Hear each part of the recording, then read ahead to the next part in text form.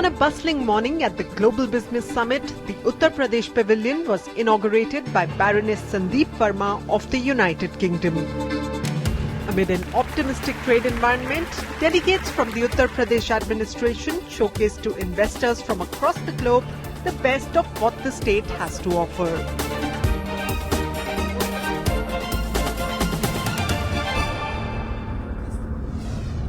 You see, this government has a vision for development of Uttar Pradesh. The Honorable Chief Minister has a very resolute determination to take this state along the path of land development. As you know, Uttar Pradesh is a premier state of the nation with 16% of population and 7.3% of the area. It's a diversified state. All sorts of terrains, all sorts of climates are here. We have 5 agroclimatic zones here in Uttar Pradesh. And the development plans of the state are that we are moving along the lines of creating a very stable kind of infrastructure, which is communications, which is telecommunications, which is digital technology, which is good roads. What we have done is we have instituted a multiple range of policies. We've brought them up to date, we've revised them, we've revamped them, we've taken feedback from the stakeholders, from the industry participants, and we said, what will work at the moment? How we can facilitate your coming, your investing in the state and doing what you really want to do. And we have revised a range of policies, right from the infrastructure policy to the housing policy. We've got an affording housing policy outside, the irrigation policy, range of policies. And we have created the proper regulatory infrastructure in place. We're trying to get the ecosystem right so that it becomes an attractive destination to people who are keen to invest.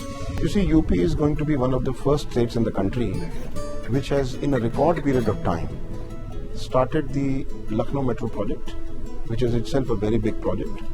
And simultaneously, now the state government has taken a decision to commence the metro projects, the urban mass transit systems in 4 more cities of UP, which are Kanpur, Agra, Varanasi and Meerut.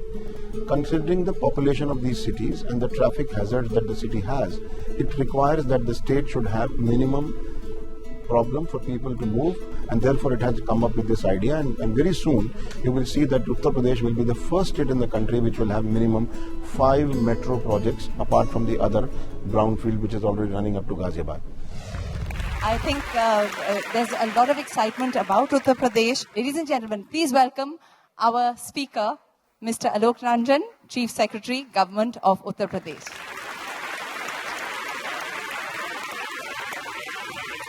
Distinguished guests, ladies and gentlemen, I think the state of Uttar Pradesh occupies a very, very important position. It occupies an important position because of its very size in itself. In terms of population, as you're all very well aware, this is the largest state in the country.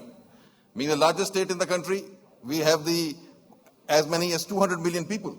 When you look at this population base, you must realize that the kind of consumer demand that it will create, the kind of market that is available in the state of Uttar Pradesh.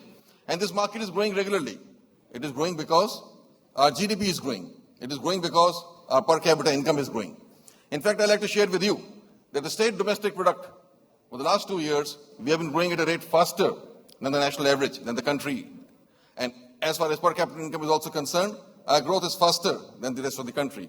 We have got an ambitious plan for the future. We are talking in terms of 8 to 10% growth rate of state domestic product for our state. Our services sector is doing very well. It is contributing to 53% of our domestic product and growing at a rate of 9.3%. But it is the manufacturing sector which we want to concentrate upon to make UP a hub of industrial investment to take it to the next level. We have evolved a very proactive policy framework to encourage investment in the state of Uttar Pradesh. We have an infrastructure and industrial policy that was declared about 2 years back. And then we went for sector-specific policies. Then we also want to modernize the state of Uttar Pradesh. And in this modernizing, we are talking of a specific policy for information technology, a specific policy for the electronic sector. In fact, already 2 clusters for electronic sector are being planned in Greater Noida and Yamuna Expressway. And a lot of advanced level has already been reached in bringing forward this investment to the state of Uttar Pradesh. Then we have in renewable energy, the topic that was getting discussed in the morning also, a solar energy policy, a rooftop solar energy policy. So in very many areas, we are proactive as far as policy making is concerned. As far as infrastructure is concerned, we are concentrating on the development of road network in the state of Uttar Pradesh. And one of the major projects, you might have heard of that, is the 8-lane access-controlled Lucknow-Agra Expressway. The 300-kilometer Lucknow-Agra Expressway, the construction work has already started. And a very ambitious target of completing this 302 kilometers expressway within 22 months has been set for us, and we're monitoring this project on a very rigorous basis. Once this happens, it will open up the entire central UP and much parts of eastern UP to economic development. Further, we are connecting all the districts of the state of Uttar Pradesh with 4-lane roads. Then we move over to the power sector. We have been focusing on the power sector because we are a power deficient state at the moment. We generate about 10,000 megawatts of power, the requirement being about 12,000 megawatts. We are talking in terms of taking this within 2 years to a 20,000 megawatts of power being available in the state of Uttar Pradesh. We can go ahead. I can say that we have a largest rail network in the state of UP. And we are fortunate that the Delhi-Mumbai Industrial Corridor as well as the Eastern Freight Corridor is going through the state of UP. As far as the DMIC is concerned, 14% of it goes through the state of UP. But when we come to the Eastern Freight Corridor, 57% of the Eastern Freight Corridor is through the state of UP. Imagine the potential that it opens up for industrial growth. In fact, we've already done a study and identified 6 major industrial zones in across this Eastern Freight Corridor, which can be developed into industrial hubs.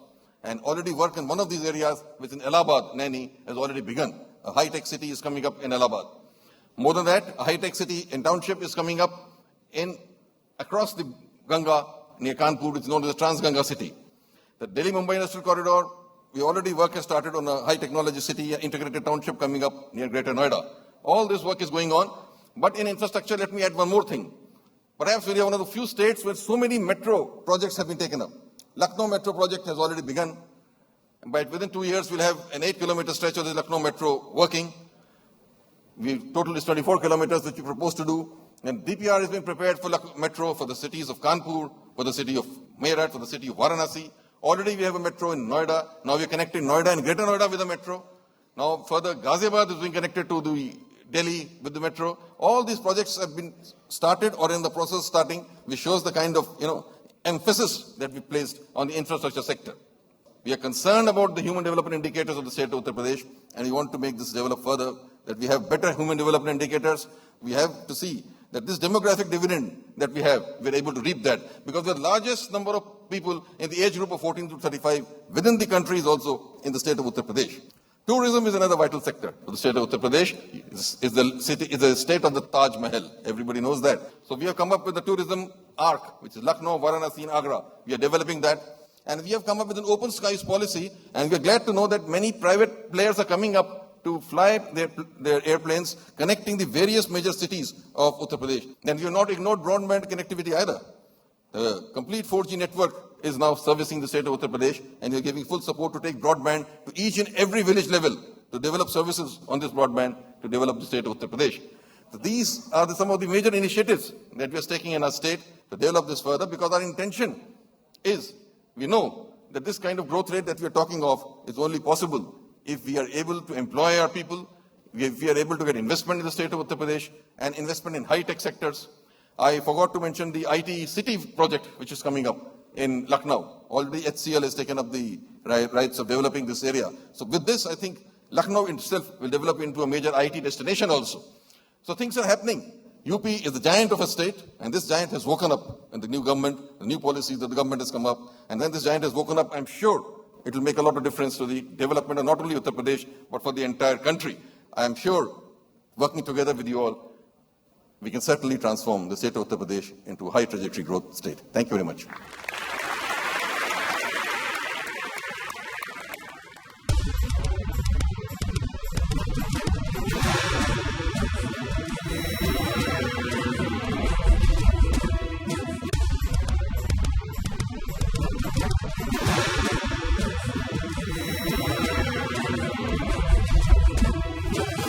So it's my very great privilege to moderate this panel.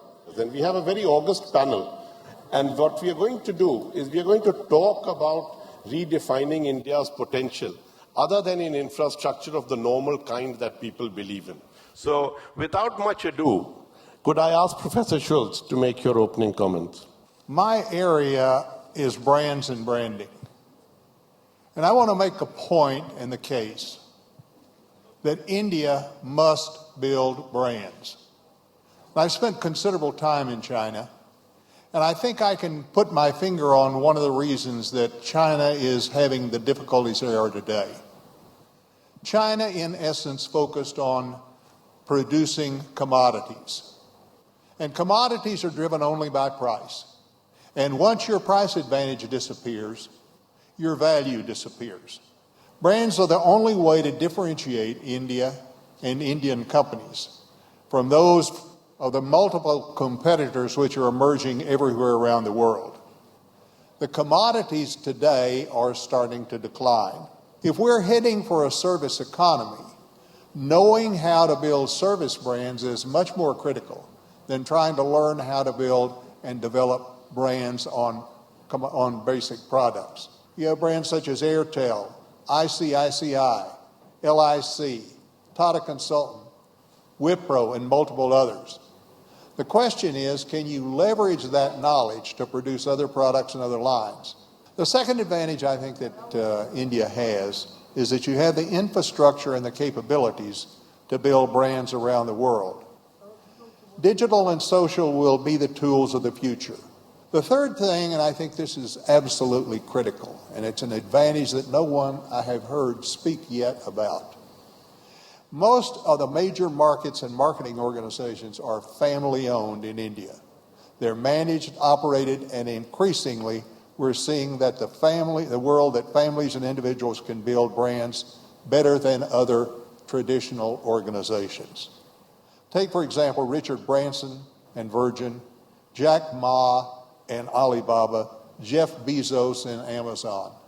Brands take a strong leader, a great concept, and start to invest and start to build that over time. One example that I have followed with some intent over the last several months, the Financial Inclusion Plan developed by Prime Minister Modi, that program starting last August has now enrolled over 110 million Indian consumers. That's branding at its finest. What I argue is government knows how to build brands. Can commercial and professional organizations do as well? Thank you. And it's wonderful that you talked about family businesses, because as you talk about building brands and family businesses, now let's ask a family business how to build manufacturing. Vikram. Thank you. What I'd like to talk about is really the change in mindset that is required both on the government side and on the industry side to unlock the potential in India. On the government side, I think the change in mindset required is about scale. We cannot become globally competitive unless we really scale up. Regarding industry itself, I think we require a major mind shift in the way we think in running our companies. If we have to be part of the global world and sell our products as all over the world, we have to have a different level of quality, cost, and delivery. There are a couple of things which I look at when we look at manufacturing. One is the concept of maintain, improve, and reform. Maintenance in India is very, very poor. That's the worst. That's the weakest part of our manufacturing area. Second is putting a lot of effort in skill development of people. The more we train people, the more we upgrade people, the better our quality and better our performance becomes. I would like to now ask Akhil Gupta to talk about the telecom sector, which has been a spur of a lot of growth and development in India. I think the debate whether digital India is needed and whether it's going to be the backbone for growth of the Indian economy, I think is passé. We all unanimously agree that's the case. To my mind, the issue is what is really digital India in the Indian context. I believe in a very simple manner, if we are able to connect every Indian, and in the first phase, every Indian who uses telephony to internet and give him access to internet at a reasonable speed, to my mind, that's digital India. You know, in the last 2 decades, quite clearly, India has gone through one revolution, and that's telecom. And I use the word revolution deliberately because from virtually nil telecommunication in 20 years, we have come to a position where 90% of the population is covered under telecom. On the mobile front, we have about 82% of geography covered. And thirdly, and most importantly, the cheapest tariff anywhere in the world. But when it comes to the data customers, we are less than 20%. So the question is, can we provide data connectivity to all? The issue is, we are firmly of the opinion, this once again, like the first revolution on voice, is going to be a supply-led demand, where both the government and the private sector will have to contribute. This obviously needs a lot of investment.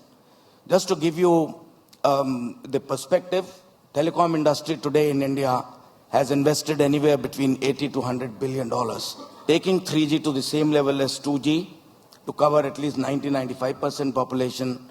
In the next 2 to 3 years, would need at least $40 to $50 billion. Now that obviously is a huge challenge, but is also a great opportunity. And like the government, we in the private sector, despite all the difficulties, are absolutely confident we will make it. Thank you. Thank you. Thank you, Mr. Gupta. And it comes straight from that. Are you willing to provide $50 billion, Mr. Sitharaman? Advanced economies are grossly underperforming. They will continue to do so. So there's an absolute shift in the market preference. That's India. We all recognize this is a defining moment on account of globalization, on account of re-regulation, on account of technology and consumerism. There is no better place. But looking at the performance of what we have had, it was a missed opportunity everyone recognized and put in prospects. Last year, the total foreign direct investments was 187 billion for United States, 147 for China, and we procured just 28 billion. Indonesia was 19 billion. Singapore was 64 billion. And again, Germany or UK was 40 and odd. That clearly shows there has to be a reorganization in terms of the policy changes. This is all coming up. But the bigger issue is what sort of investment climate we are going to set in. Which part of the world today is running in fiscal and current account surplus? It is the Gulf states, where 45% of the world oil, 20-25% of the world gas comes from. That's where we invested proximity and human capital. There are 7 million Indians. In fact, remittance is more than the foreign direct investments. Over 75 billion is coming to India from blue collars. Let's understand the dynamics of it. We need to forge global partnership, reorganization in terms of our mindset. So we need to have a total alliance with the Gulf states. That's point number one. Point number two, trillions of dollars are required. 12th Finance Commission clearly says, here is a requirement of a road, rail, airport, seaport. If you have to, more than anything else, sustainability in terms of environment, you need direct investments. It means infrastructure creation is a must. How do we do it? Here are the opportunities. We annually pay over 100 billion for oil and gas import. We have a net payment to make every year. Let's declare moratorium. Let us issue the debt paper. Let us buy time 5 to 7 years. Let's create this 1 trillion. It is possible. This is the supply chain. Today, oil price is regressing. Today, Gulf states need such partnership. They need sustainable value chain. And that's where we need to create. 365 days sunshine, photovoltaic, billions of dollars are being invested. Import, again, solar systems. In terms of banking, again, we are grossly underbanked, undercapitalized. Let's open up the banking system itself. That will create more opportunity for the inward investments. And again, banks and financial institutions, let them come here. Foreign institutions, let them take enterprise risk integrations and let them learn through their experience. Here is the opportunity. These are the ways and means by which financial stability comes in. Once the financial stability comes in, overall GDP growth is sustainable. Thank you, Mr. Sitharaman.